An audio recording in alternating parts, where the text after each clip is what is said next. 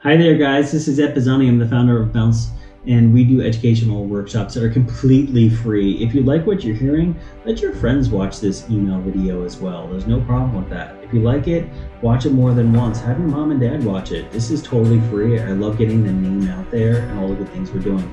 Today, we're going to be talking about the next section of your resume writing journey, and that's skills, community service, and hobbies. This is an area for someone that is new in an industry to really expand upon. And the reason why this is useful, it customizes resume to you. It personalizes it. So having it from being plain vanilla to adding a little spice into it, something that someone can connect to.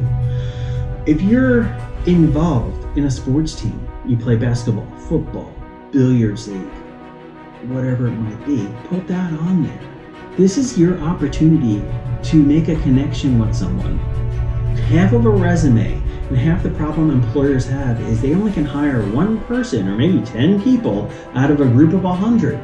So you need to step away from the crowd. And if that person likes basketball, that's cool, especially if you play basketball. They may be part of a nighttime team. Make them feel more comfortable to say, you know what, I could talk about the basketball season with this person between different work projects. I can invite them out to play basketball with me. I think that'll be kind of cool. So what you want to do here is you want to have things that reflect you. On top of that, you want to look at things that are skill oriented.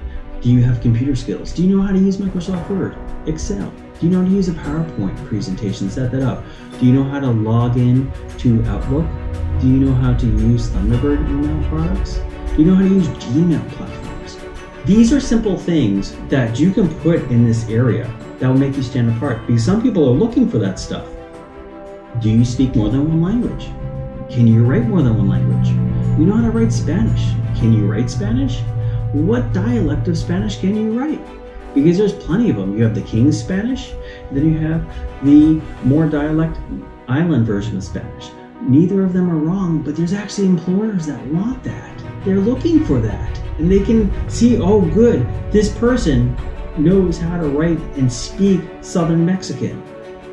How cool is that? You're opening that door. Now, obviously, don't put something in there if you don't know how to do it. And don't oversell yourself of saying I know 9 languages. And then they put you in front of a Mandarin Chinese person and all you know is just a couple phrases, because you will lose your job just as quickly as you gained it. So you want to make sure you actually have that skill in a talking way and a writing way. The other thing you want to look at is what community service ties in to your interest of your career industry.